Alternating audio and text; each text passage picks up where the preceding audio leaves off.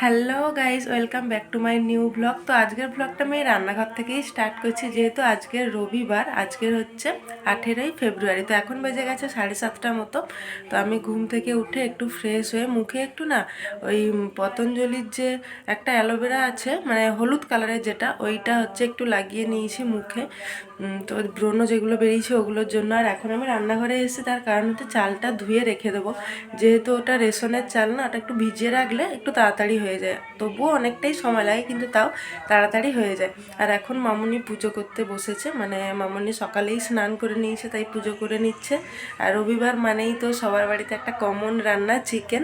তো চলো, এখনও চিকেনটা আসেনি, আমি শুধু চালটা ধুয়ে রাখবো। তো তারপর আস্তে আস্তে দেখাচ্ছি যে আর কী কী করছি।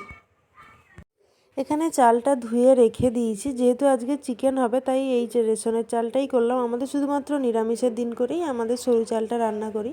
তো এখানে আমন্ড বাদাম ভিজিয়ে রেখেছি, আর এটা হচ্ছে ছাতু। আগের দিন ওই আলুর মানে ওই মটরশুঁটির যে পরোটাটা বানিয়েছিলাম না, ওর জন্য করেছিলাম গুঁড়ো।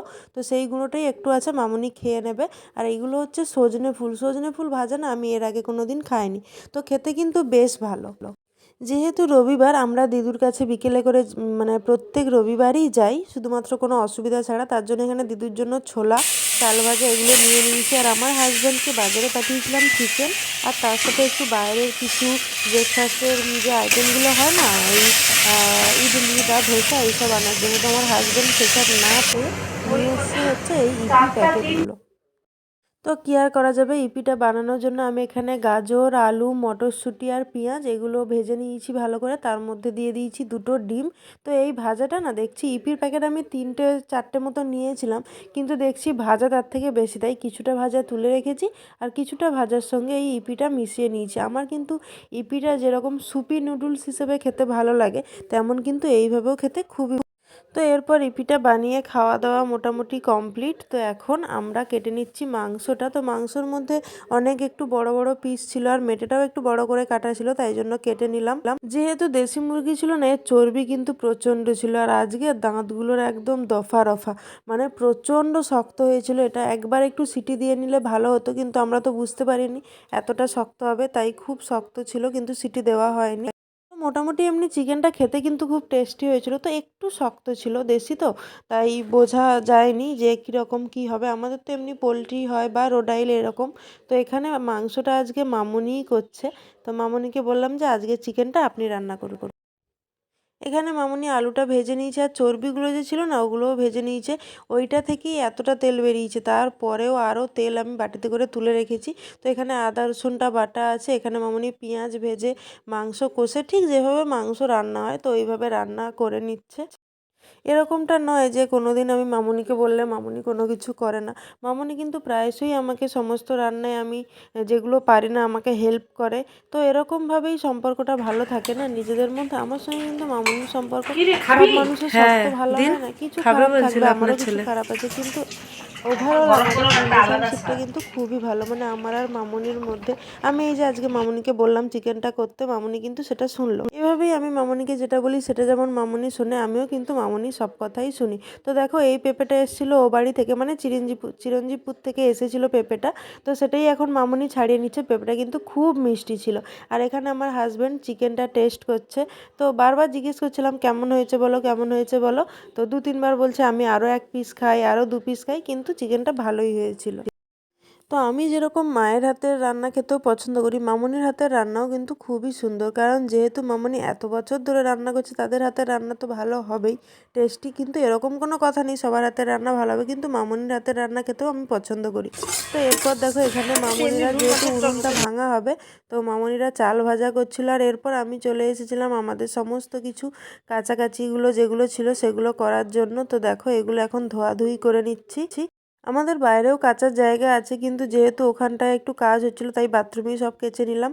তো এরপর আমাদের সমস্ত কাজ কমপ্লিট, স্নানও হয়ে গেছে, দুপুরের লাঞ্চের জন্য বসে পড়েছি। তো মামিও এসেছে, আমরা 3জন নিচে বসেছি, আর আমার হাজব্যান্ডকে দিয়েছিলাম টেবিলে। এখন সন্ধে, মানে এখন বাজে প্রায় 6টা মতো। তো আমরা রেডি হয়ে গেছি, যাব দিদুর কাছে চিরঞ্জিপুরে। তার জন্য এদিকে আর একজন রেডি, আর আমিও রেডি হয়ে গেছি।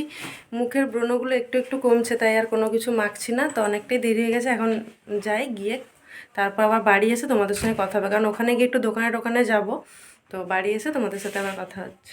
দিদুর কাছে আমরা চলে এসে এই দেখছো বড় একটা পেঁপে, তো এটা কিন্তু ওখানের গাছেরই পেঁপে। আর এই হচ্ছে আমাদের দিদু, আর এটাই হচ্ছে দিদুর ঘর, মানে এখানেই দিদু থাকে। তো আমরা প্রতি রবিবার করে দিদুর সঙ্গে দেখা করতে যাই। এরপরে আমরা সমস্ত কাজ সেরে বাড়ি চলে এসেছি। যেহেতু সন্ধে হয়ে গেছিলো ওখানে ভিডিও করা সম্ভব হয়নি, মানে অন্ধকার লাগতো, তাই বাড়িতে এসেই দেখিয়ে দিলাম যে কি কি কিনেছি। যেহেতু চিকেন হয়েছিল না, তাই একটা ছোট স্প্রাইট নিয়েছিলাম, আর এমনি কাজু কিশমিশ চাউমিন একটা জ্যাম এগুলোই নিয়েছিলাম। বাড়ির দরকারি কিছু আমন্ড বাদাম এইসবই নিয়েছিলাম। আর নিয়েছিলাম পিড়িং শাক, তো এই শাকটা খেতে কিন্তু আমি খুবই পছন্দ করি। তোমরাও কে কে শাক খেতে ভালোবাসো অবশ্যই কিন্তু জানিও। তো বাড়িতে এসেই দেখো চিকেনটা গরম করে নিচ্ছি, আর ভাতও দুপুরের অল্প ছিল, তো ওটাই তিনজনের হয়ে যাবে।